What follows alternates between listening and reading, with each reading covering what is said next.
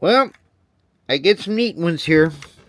This one's a basket case, but this one's going to get back on the rails on the next episode of C430 for TYCo. From TYCo, of course. Alright, so in the mail we've got this TYCo C430, which has a power torque already popped out, but we're not going to worry about that at the moment. We're going to go ahead and we're going to do a new rebuild on this because someone on a TYCo Facebook group talked about brushes and springs, and I think I found some brushes and springs that'll work with this, but we're going to talk a little bit about the TYCo 430 before we go ahead and build it, or rebuild it actually, and what a rebuild it is. So let's talk a little bit about TYCo's C430. It was first introduced in 1966's catalog when TYCo and Mantua were still kind of independent and not consolidated foods. They came with the infamous MU2 drive, which from what I've heard and read, and I've never messed with one yet, they were a pretty reliable power truck. But we're talking about the power torque era. And of course, under the power torque era, as well as the Mantua era, TYCo produced more C430s than TYCo ever did. TYCo only built 16 of them. They weren't the most reliable locomotive in the world, but apparently they got most of their bugs out because there's still a few of those C430s in New York State that are running today. Original owners were the Green Bay and Western Railroad, the New York Central Railroad, which is biggest fleet, which had 10 of these, the Reading Railroad, or Reading Railroad, but it's pronounced Reading, which had 2 of these, and then the Seaboard Coastline, which had 3 of these, which were the ex-TYCo demonstrators. Now, when TYCo first came out with these, they came out in Penn Central and New York Central, respectively. I don't know of any other road names that would have been produced. But then, of course, in the 1970s, you had everything from Santa Fe to Rock Island to Canada's Bicentennial to the Spirit of 76 Bicentennial locomotive, which is a very well-noted, very controversial locomotive. Virginian was another common number. Silver Streak was another common one. I mean, the numbers go on and on and on, and I don't even know what other models were produced. After TYCo went under, the 430s went with Model Power and Mahano, built in Yugoslavia. And yeah, that's pretty much it with the story of the TYCo C430 Century locomotive, which was produced more by TYCo and later on Bowser and all these other model railroad companies than the actual railroad. Alright, we've got it all disassembled. You've seen this before. It's basically spread the shell apart and then pop out the trucks and the fuel tank. Here's our fuel tank weight. This one's a little bit different because you got to pop off the tanks itself, and then I kind of noticed whoever did this before, this has got a little bit of glue on here, so this is probably popped off, and of course you got your weights here, which kind of pop out like so, and there are your weights. Hey, scrap steel loads. We're going to go ahead and we're going to leave those weights in because the only modification we're going to be doing to this Rock Island C430, and we're going to leave it in Rock Island, is we're going to double up on the power torque trucks. We're going to find out if in fact the new screws and brushes work. We'll take a look at this. Now, if Rock Island was to buy the 430s, and there was talk about them buying such, I'm assuming this would be the scheme it would work in. The only thing it looks like we got to redo is the horns on this, but the nice thing is the paint is rather crisp and not chipped. So we'll go ahead, we'll put this shell away, and then we'll go ahead and I'll show you the parts that we're going to be doing to supersize the power torque trucks. And I've got another second generation power torque that's supposed to come in. I've got a power torque, but I used it to salvage parts for my the super duper 630. So we're going to see if we can make this a super duper 430 with LED lights and everything else. The side frames seem to pop off pretty easily. There is a little slot in here that you can pop these off, and obviously they're going to break because, yeah, plastic in there is like forever old. Again, nothing we're going to worry about. So let's take a look and see what type of power truck this is. This looks to be possibly a third generation, so a later model power torque with the cleaning vents. There is an oil mark here. It says oil. We have more oil for this, so that does mean that it is a third or fourth generation. I'd have to look at my list. So we're going to go with third or fourth generation power torque.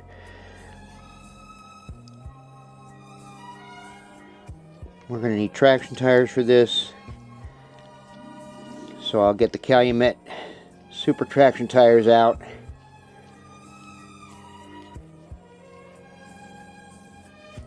Let's see what this looks like inside. Now the good news is I'm not seeing any carpet fibers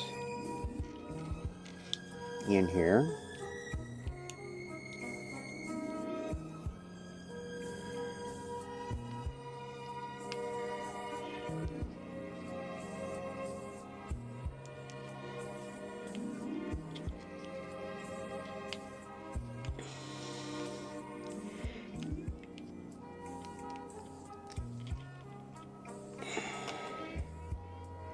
Ooh,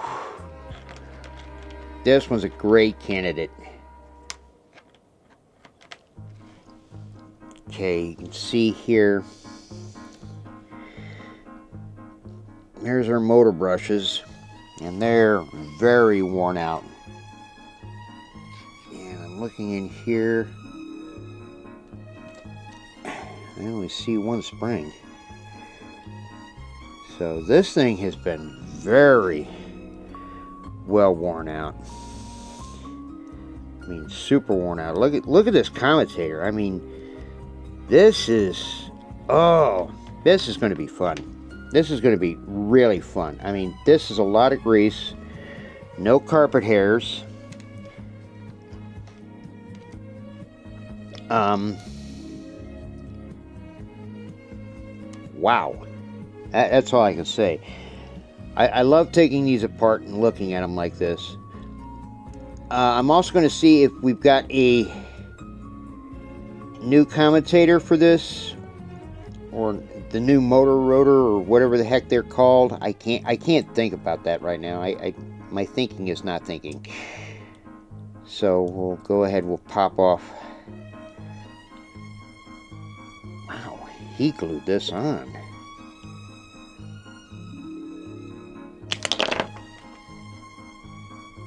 And it went flying. I think I have others. I hope I have others. Wow. This thing looks This thing looks grody. I mean, the magnets are still kind of good, so I can repurpose them.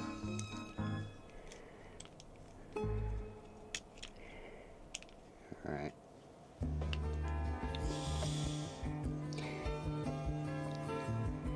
I'm going to find that central gear. Wow, this thing was glued in or something.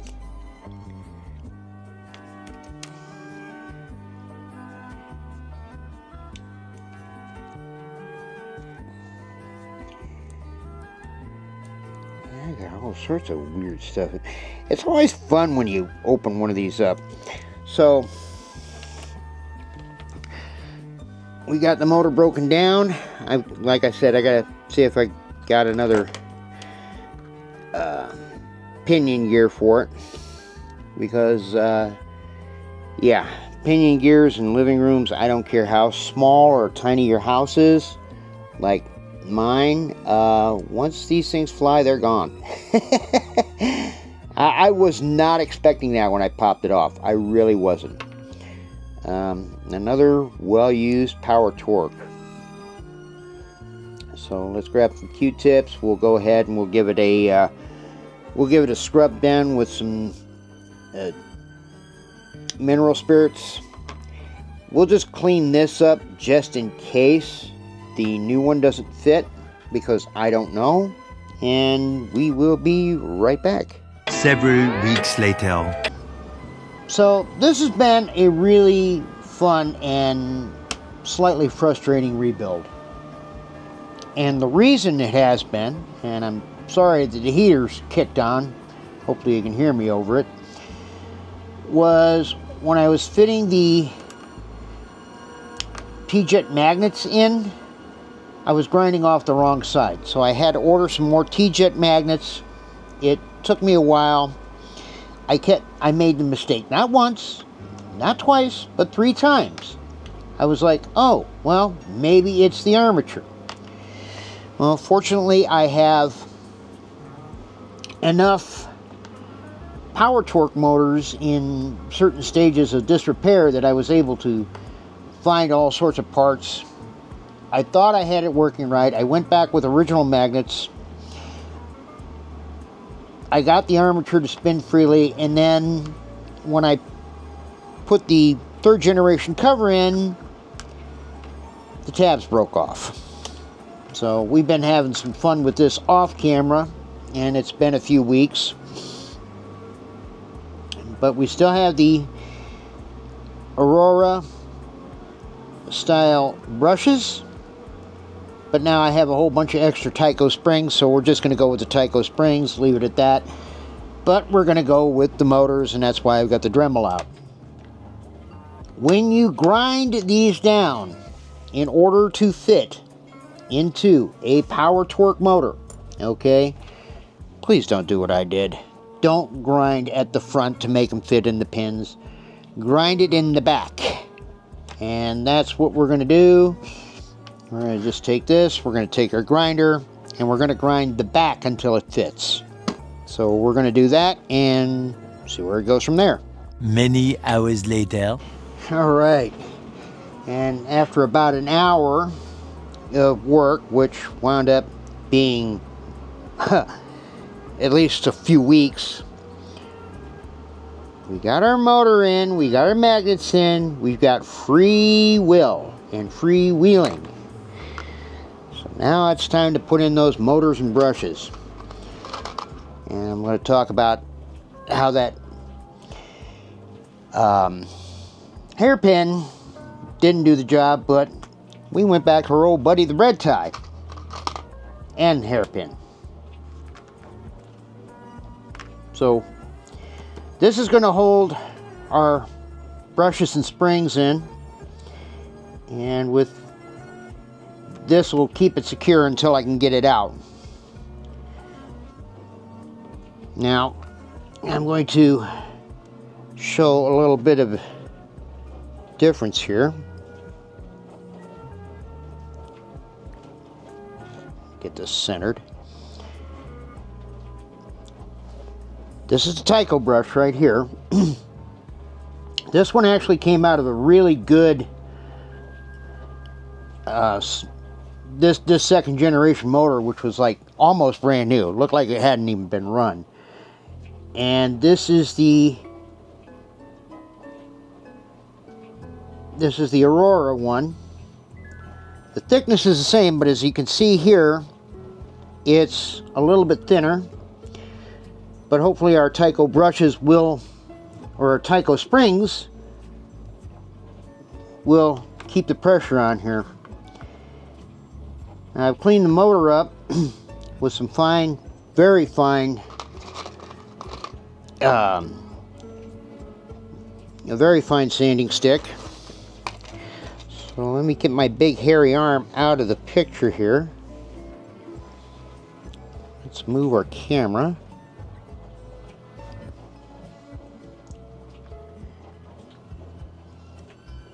Put our springs in with the toothpick, and as you can see, the springs protrude out real well, so I think the brushes should fit.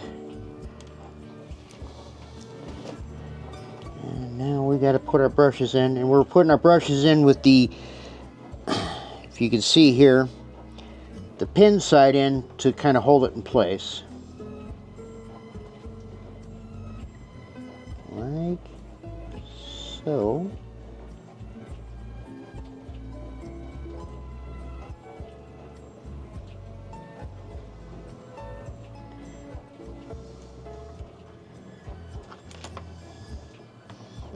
I love them.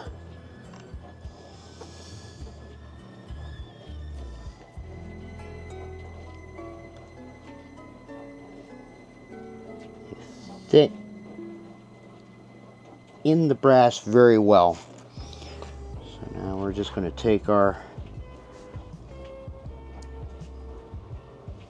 pin. We're going to make sure which side it goes. And I believe because it's A, we're going to use A side down. So we'll just use that, and there's my hairpin. Just the hairpin I use? Yeah.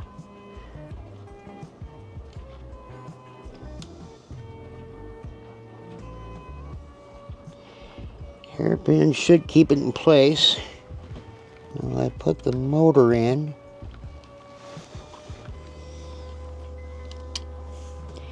And fiddle fang it to go over. Oh, yes! First time. Fits.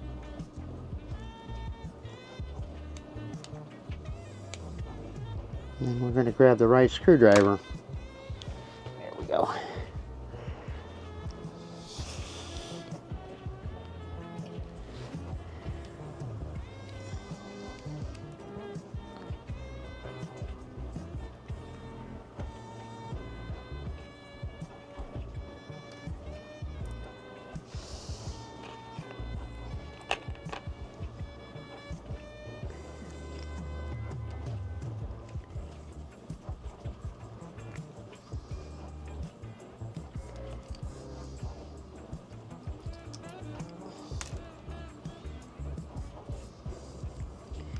And we'll be fitting new wires on this eventually.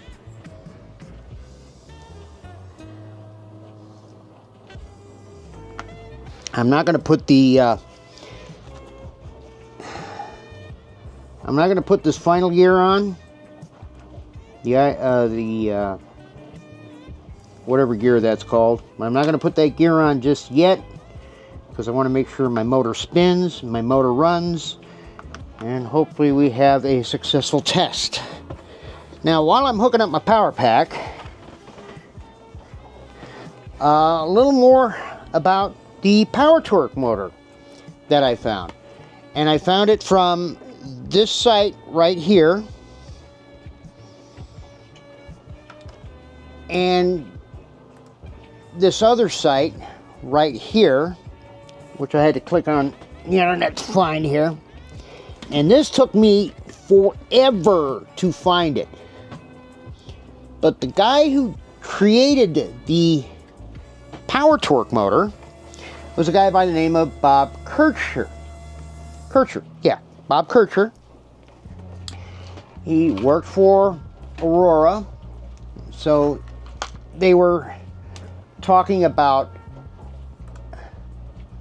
the Boys Club annual train races. And so when he designed this slot car motor, obviously he found better properties than just speed, but this thing was designed for speed, plain and simple. But it came up with a lot of torque,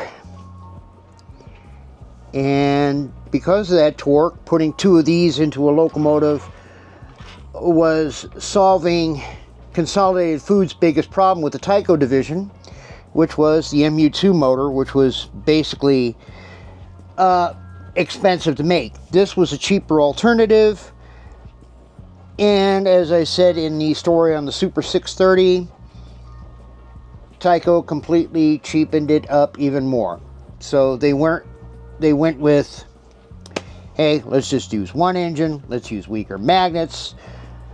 So let's see what we got here. Okay, power's on. I want to set this up to 50 right off the bat. And we're just going to hitch up our wire and... Okay, it moved. Let's crank it up a little bit.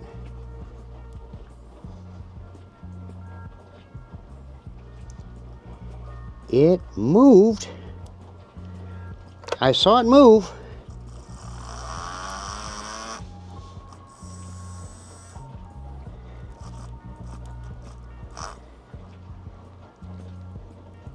Well, we got brushwork, we've got movement. There we go.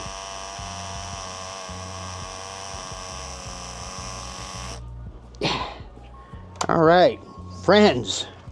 We've got a working power torque once again. We've got it super torqued. We've got new brushes in here. So again, here's the, let me move this down a little bit. Here's the link right here for the brushes. You can find them on eBay.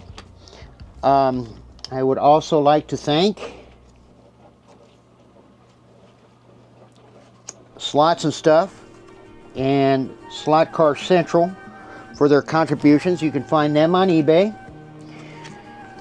Now, this is going to conclude this video, but we have more in store for old Rocky as time progresses. And what we're going to do with old Rocky is, which is what I'm going to call it, even though it's not a Great Northern locomotive, it's a Rock Island locomotive. But we're going to see how close we can get this to one of Bowser's models as far as looks and performability. So, you know what that means, ladies and gentlemen? That means this thing's going to get upgraded to a DCC. So we're going to leave that as a single power torque. We're going to DCC it up. We're going to run it on the club layout here in the future. But there you have it. And if you want to put your brushes and springs in, simple little bread tie, simple little hairpin to hold the bread tie in, and yeah, so there we go. So until my next video, I am Psycho for TYCo. Hey friends, I know you're at the end of the video and all that, but I just wanted to give a quick shout out that if you're in Carson City or any of the surrounding neighborhoods, come on down to Mills Park where the Carson City Railroad Association, my model railroad club, happens to be at. We've got both HO scale and N scale. We run modular displays. We also have, during the summer months, a 2-foot tourist railroad that kind of goes around half the park. Membership fee is about $35. If you want to run some trains, come on down. Just let us know. Link in the description, and the link is right here at the bottom. And have a good one. I'm Psycho for TYCo. We'll see you next time. And if you reach the end of the video, Remember, grind this side. This side. Not this side. This side, bad. This side, good. Only took me a month and a half.